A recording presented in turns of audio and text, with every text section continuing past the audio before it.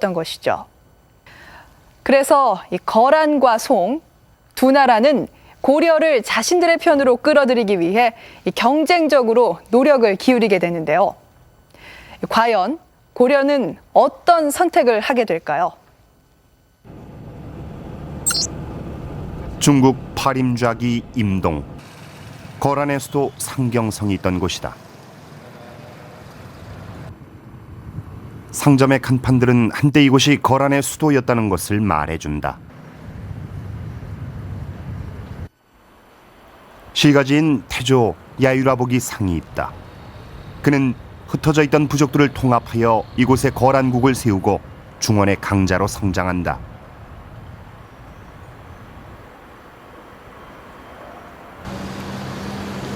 한때 강력한 군사력으로 중국을 위협하던 거란족은 지금은 자취가 없어 그 흔적을 찾기 어렵다.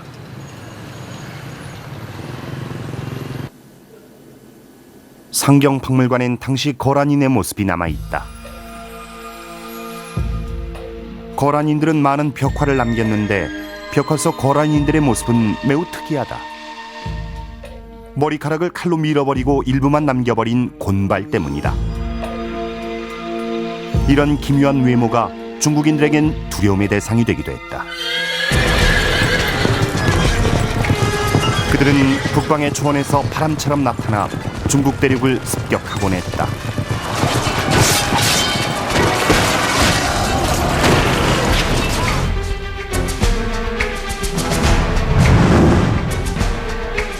강력하고 빠른 군대 그리고 잔혹함으로 인해 거란족은 중국인들에게 공포의 대상이 됐다.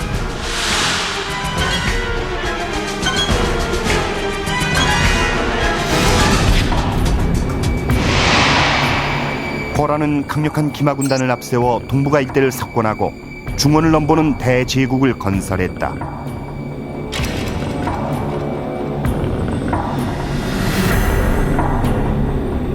거란은 고려에 대해서만큼은 친선관계를 유지하고 싶어했다. 그러나 고려 태조 왕건은 거란이 선물로 보낸 낙타 50마리를 만부교에서 굶겨 죽임으로써 두 나라 사이 악연은 피하기 어려워졌다.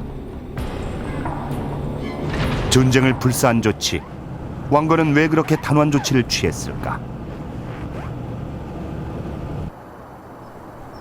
경상북도 경산시 송백리 태씨 집성촌. 이곳엔 100여 명의 태씨들이 모여 살고 있다. 그렇게 표현을 해도 무방하죠. 정말 이 말은 무엇인가? 이들은 바로 발해 대조영의 후손들이다. 태씨는 원래 태씨의 시조는 원래 대중상 할아버지인데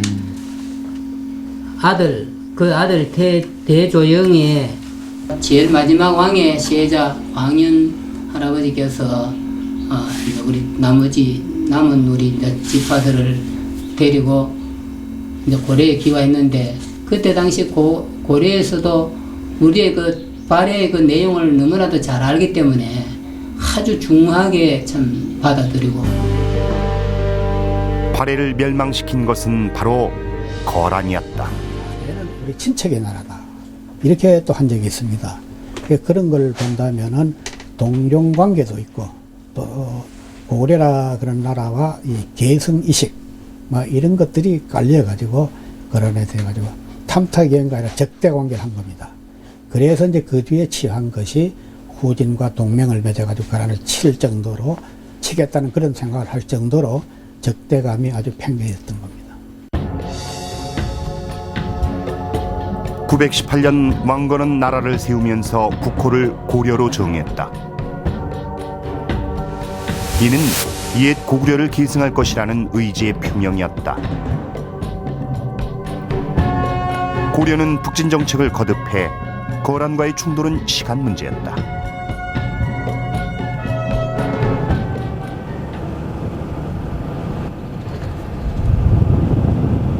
전쟁이 발발하기 2년 전인 991년, 거란은 이곳에 몇 개의 성을 축조하고 있었다. 특히 압록강을 건너 의주 인근에 내원성을 둠으로써 이 지역에 대한 통제권을 넓혀갔다. 이 지역은 유속이 느려 퇴적된 모래톱이 많아 강을 건너는 요충지였다. 그해 거란은 내원성에 군사를 배치하기 시작했다.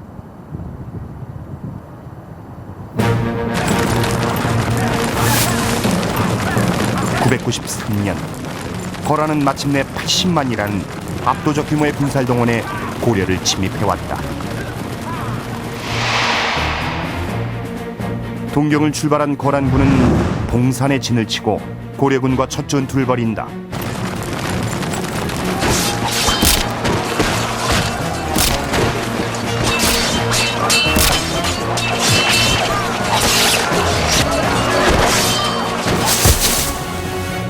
고려군은 참담한 패배를 당하고 선봉군 대장까지 포로가 되고 만다. 거란군은 여셀모라 안융진을 공격한다.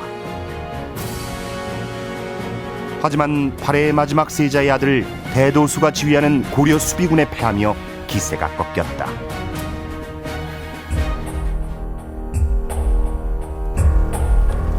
양국은 추가 전투보다 단판에 들어갔다.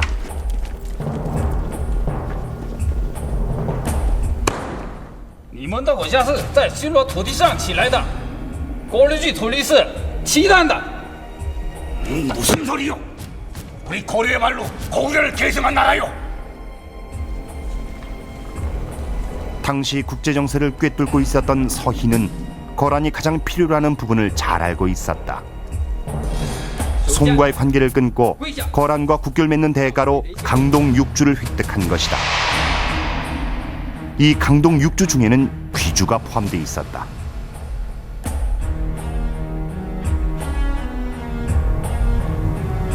고구려가 망하고 300년이 지나서야 압록강은 우리 역사 속으로 다시 들어오게 된다.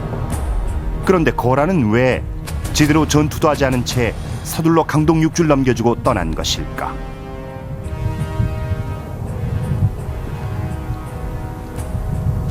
예, 교섭이 땅을 뺏고 하는 그러한 상태가 아니고 이 고려라는 나라로 하여금 이 소위 말해서 외교적으로 주종 관계를 형성해서 배후 세력의 안정만 도모하려고 하는 것이 주 목적이 아닌.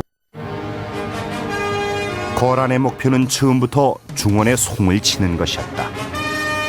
고려를 침입한 이유는 바로 고려와 송의 관계를 단절시키는 데 있었던 것이다.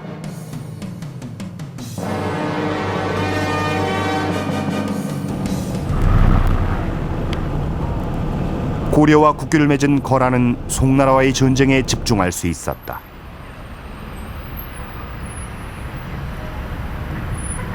고량강 주변, 이곳은 거란과 송나라가 30년에 걸쳐 싸웠던 역사의 현장이다.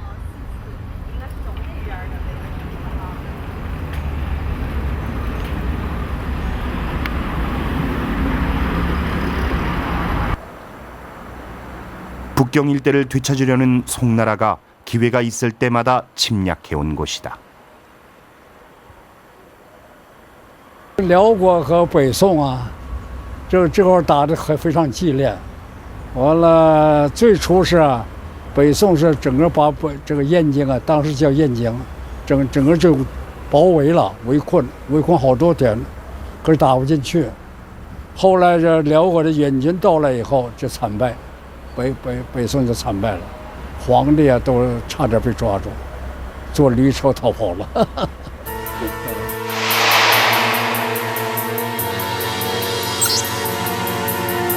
결국 거란은 송나라를 완전히 굴복시켰다. 송나라는 매년 은 10만 양, 비단 20만 피를 거란에 바치기로 약속하고 나서야 평화를 얻었다. 이것이 전연의 맹약이다.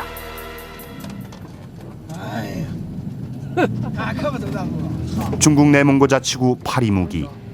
이곳엔 거란의 초전성기를 구가했던 거란 황제 성종의 유적이 있다. 由于下雨等等原因吧，它又自然塌陷了。 거란의 무덤은 다른 유목민들과 마찬가지로 높은 봉분을 만들지 않는다. 성종의 능은 묘실만 해도 7개나 되는 거대한 무덤이다. 발굴 조사 후 완전히 폐쇄했지만 능의 일부가 무너져 내려